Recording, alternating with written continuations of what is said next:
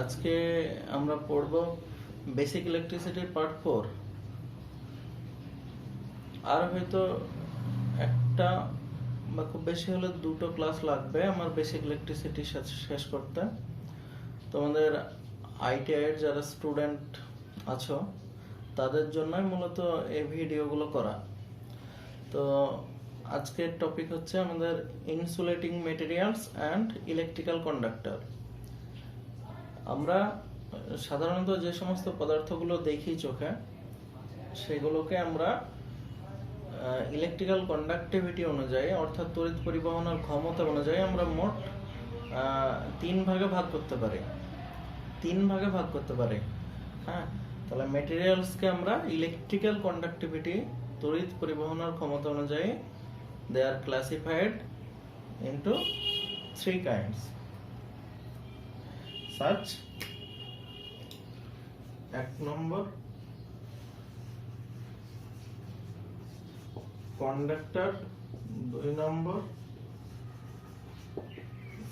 Semiconductor, 3 নম্বর insulator. এই 3 ভাগে ভাগ করতে পারি আমরা। আমাদের এখন যে টপিকটা নিয়ে আলোচনা করব সেটা হচ্ছে প্রথমে ইনসুলেটিং ম্যাটেরিয়াল নিয়ে, ইনসুলেটর নিয়ে, তারপর আলোচনা করব কন্ডাক্টর নিয়ে। সেমিকন্ডাক্টর সম্পর্কে আমাদের ডিটেইলস সিলেবাসে নেই এখন আপাতত। তোমাদের সেমিস্টার 2 এর জন্য এটা ক্লাস, অর্থাৎ ফার্স্ট ইয়ার আইটিআই ফার্স্ট ইয়ারদের জন্য।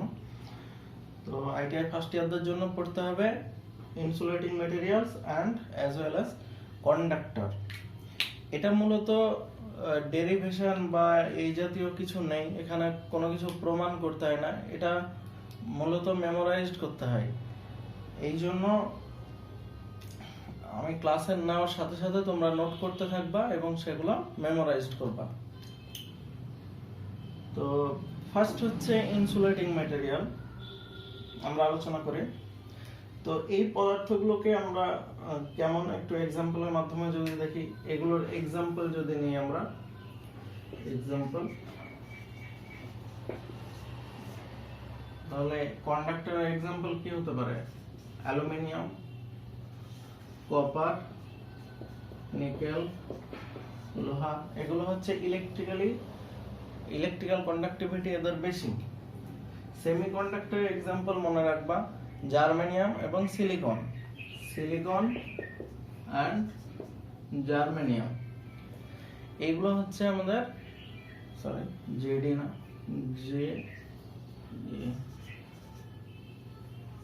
খুব সম্ভবত জিএ। তো এরপর হচ্ছে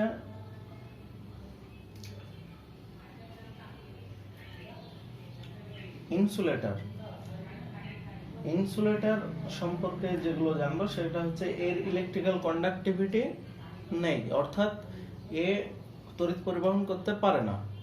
এই ম্যাটেরিয়ালস গুলো কি হবে? তড়িৎ পরিবহন করতে পারে না। যেমন সহজ এক্সাম্পল দিই আমি, উড, প্লাস্টিক, গ্লাস, মাইকা, এইগুলো এক্সাম্পল আমাদের ইনসুলেটরের। উড মানে কাঠ কি তড়িৎ পরিবহন করতে পারে না, তাহলে এটা কি বলবো আমরা?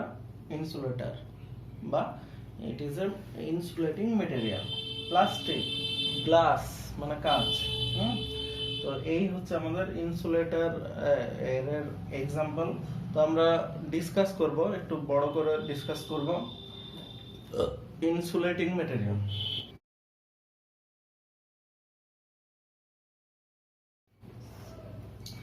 ইনসুলেটিং ম্যাটেরিয়াল বলতে আমরা বুঝে গেছি যে যার মধ্যে দিয়ে তড়িৎ পরিবহন করতে পারবে না। আমরা তড়িৎ পরিবহন করার জন্য কি করি? একটা ভোল্টেজ অ্যাপ্লাই করি, ব্যাটারি যোগ করি কোনো একটি পরিবাহী তারের সঙ্গে। যদি আমরা ব্যাটারি যোগ করি তাহলে সেখানে আমরা কারেন্ট পাই, ঠিক আছে? এবার দেখা গেল যে কারেন্ট পাচ্ছি না, তখন কি করব? ভোল্টেজ বাড়াতে থাকবো। তো ভোল্টেজ বাড়াতে বাড়াতে বাড়াতে দেখা যাবে যে কারেন্ট পাচ্ছি না আমরা সে বস্তুটার মধ্যে দিয়ে, তখন আমরা বলবো সে বস্তুটা হচ্ছে একটা ইলেকট্রিক্যালি নন কন্ডাক্টিং ম্যাটেরিয়াল, অর্থাৎ ইনসুলেটিং ম্যাটেরিয়াল। ওকে, তো এই ইনসুলেটিং ম্যাটেরিয়ালের কিছু প্রপার্টিজ আছে, সাম প্রপার্টিজ।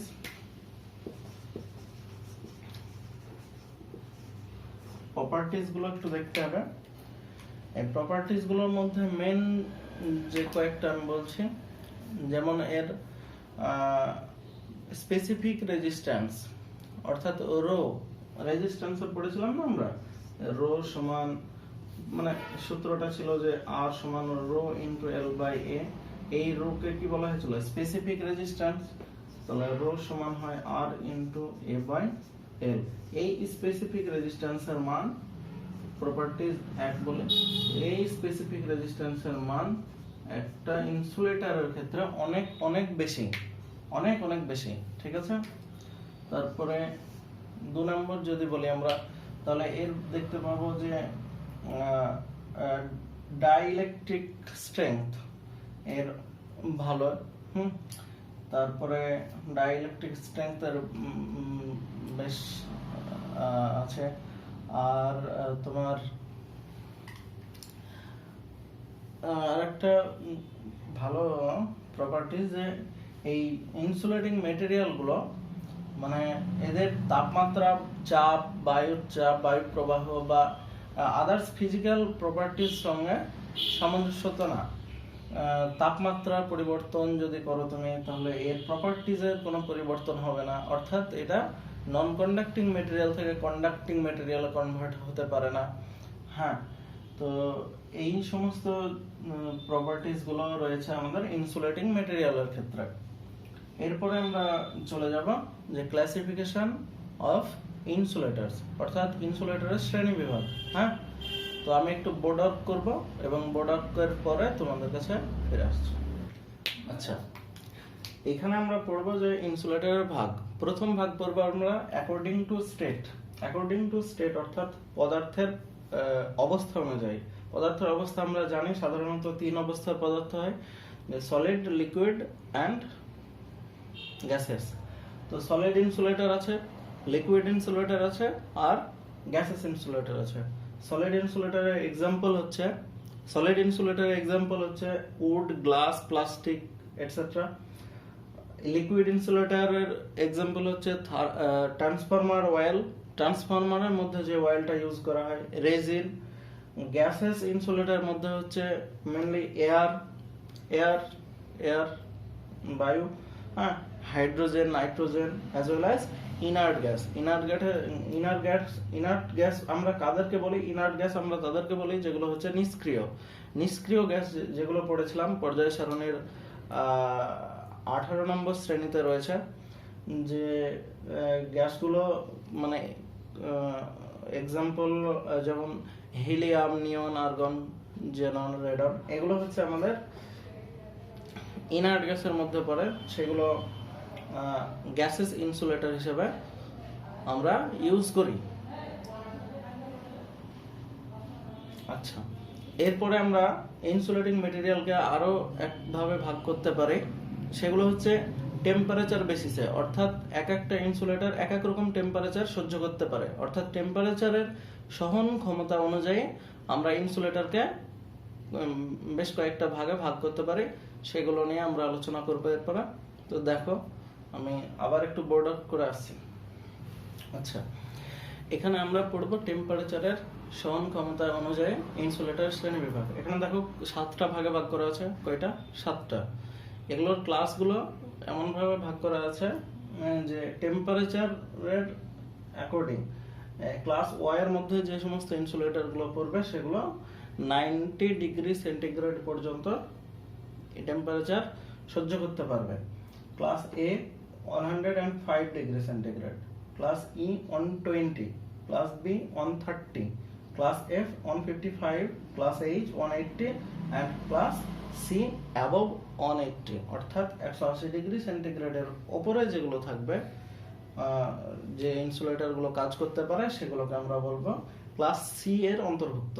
ঠিক আছে, এখন এক্সাম্পলের মধ্যে যেগুলো আছে, যে ক্লাস ওয়াই এর মধ্যে রয়েছে, আমরা এগুলো সম্পর্কে একটু লিখে নেবা, খাতায় একটু লিখে নাও। আমি এগুলো একটু বলছি, তোমরা খাতায় লিখে নিতে পারো। হ্যাঁ, ক্লাস ওয়াই এর মধ্যে রয়েছে কটন, সিল্ক, উড। হ্যাঁ, ক্লাস এ এর মধ্যেও এগুলো পড়ে। হ্যাঁ, cotton, silk, wood etcetera. Class E এর মধ্যে পড়ে wire, enamel, cotton, fabric, synthetic resin. Cotton, fabric, synthetic resin. Class B এর মধ্যে পড়ে যেগুলো 130 ডিগ্রি সেন্টিগ্রেড পর্যন্ত ক্ষমতা সহ্য করতে পারে, টেম্পারেচার সহ্য করতে পারে, সেগুলো হচ্ছে glass fibre, asbestos etcetera. Class F এর মধ্যে যেগুলো আছে glass fibre, asbestos with silicon resin. With silicon resin দিয়ে যদি ট্রিটমেন্ট করা হয় এগুলোকে, তোমার গ্লাস ফাইবার, অ্যাসবেস্টস এগুলোকে, তাহলে সেই জিনিসগুলো অর্থাৎ সেই ইনসুলেটরগুলো 155 ডিগ্রি সেন্টিগ্রেড পর্যন্ত টেম্পারেচার সহ্য করতে পারবে। ক্লাস এইচ এর মধ্যে পড়ছে, ক্লাস এফ এ যেগুলো পড়েছে, সেগুলোই ক্লাস এইচ এর মধ্যে পড়বে, সেম টু সেম। ওকে, আর class C very important. Class C ভালো করে জেনে রাখবা, এটা ভেরি ইম্পর্টেন্ট। ক্লাস সি এর মধ্যে পড়ছে মাইকা, পোর্সিলেন, গ্লাস, কোয়ার্টজ এগুলো। হ্যাঁ, মাইকা, গ্লাস, কোয়ার্টজ এটসেট্রা। ওকে, এরপরে আমরা পড়ব যে কিছু ইনসুলেটর এবং তাদের ব্যবহার। আমি কয়েকটা মার্ক করে রেখেছি, এগুলো পড়তে হবে, এবং এছাড়াও যেগুলো তোমরা টেক্সট বুকে পাবে সেগুলো স্টাডি করবে। আমরা যেগুলো পড়ব, প্রথম 1 নম্বর আছে ট্রান্সফরমার অয়েল। হ্যাঁ, ট্রান্সফরমার অয়েল কি কাজে ইউজ করা হয়? ট্রান্সফরমার অয়েল ইউজ করা হয় যে ট্রান্সফরমারের মধ্যে ইনসুলেটর হিসেবে ট্রান্সফরমার অয়েল ইউজ করা হয়, অ্যাজ ওয়েল অ্যাজ এটা ট্রান্সফরমারকে ঠান্ডা রাখার জন্য, অর্থাৎ কুলিং এর জন্য, for cooling of transformer it is also used. Okay, এরপর আসছে অ্যাসবেস্টসের মধ্যে এটা তৈরি করা হয় প্যানেল বোর্ড তৈরি করার জন্য। ওকে, প্যানেল বোর্ড তৈরি করার জন্য। প্রেস প্যান এর মধ্যে এগুলো ইউজ করা হয়, ওয়াইডলি ইউজ ফর লাইনিং আর্মেচারের স্লট তৈরি করার জন্য, ইনসুলেটিং কয়েল সাইডস তৈরি করার জন্য, যে কয়েলের সাইড তৈরি করার জন্য। মাইকা সম্পর্কে একটু ভালো করে জেনে রাখবা। মাইকা হচ্ছে is a very good insulator. এটা একটা ভালো অন্তরক ইনসুলেটর, অর্থাৎ অন্তরক। ইট হ্যাজ অলসো ফায়ারপ্রুফ মানে তোমার আগুনে কিছু হবে না এটা। Mica used in heating elements of electrical devices. তো ইলেকট্রিক্যাল যে সমস্ত ডিভাইসেসে হিটিং করে আমরা, যেমন হিটার, আয়রন, ইলেকট্রিক্যাল আয়রন, তো এইগুলোতে ব্যবহার করা হয় মাইকা। বেকলাইট, এটা ইউজ করা হয় switch, plug, holders, regulators, electrical যেগুলো সুইচ, প্লাগ, রেগুলেটর, হোল্ডার্স, এগুলো বডি তৈরি করার জন্য ইউজ করা হয় আমাদের ব্যাকলাইট। ভিআইআর, এই ভিআইআর সম্পর্কে একটু তোমাদের যেটা জানতে হবে সেটা হচ্ছে ভিআইআর এর full form. VIR, that means vulcanized India rubber. তো এইটা ইউজ করা হয়, it is used as covering for low and medium voltage wire as well as cable. হ্যাঁ, যে কম ভোল্টেজের মধ্যে যে সমস্ত ওয়্যারগুলো এবং কেবলগুলো ইউজ করা হয় তার জন্য ব্যবহার করা হয় আমাদের এই ভিআইআর, ভলকানাইজড ইন্ডিয়া রাবার। ওকে, এই ইনসুলেটর সম্পর্কে বা ইনসুলেটিং মেটেরিয়াল সম্পর্কে এইটুকু জানলেই তোমাদের আইটিআই এর জন্য যথেষ্ট। এছাড়াও বইয়ে যেগুলো আছে সেগুলো একটু পড়ে নিতে হবে। ওকে, ঠিক আছে, আজকে এতটুকুই। সবাই ভালো থাকো, সুস্থ থাকো। পরের ক্লাসে আবার দেখা হবে। আমরা নেক্সট ক্লাস, আজকের ক্লাসে ইলেকট্রিক্যাল কন্ডাক্টর সম্পর্কে বলা হলো না, তবে নেক্সট ক্লাসে আমরা ইলেকট্রিক্যাল কন্ডাক্টর সম্পর্কে বলে তারপরে সাম ইলেকট্রিক্যাল ইউনিটস আছে যেগুলো খুবই গুরুত্বপূর্ণ। সামনের ক্লাসটা তোমাদের জন্য অত্যন্ত গুরুত্বপূর্ণ ক্লাস এবং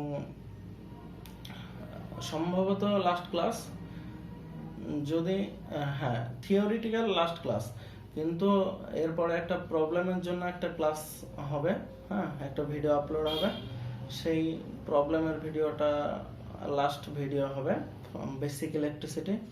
অর্থাৎ আশা করি যে আর দুটো ভিডিওর মধ্যে তোমাদের ইলেকট্রিক্যাল কন্ডাক্টর এই বেসিক ইলেকট্রিসিটির চ্যাপ্টারটা ক্লোজড হবে। ওকে।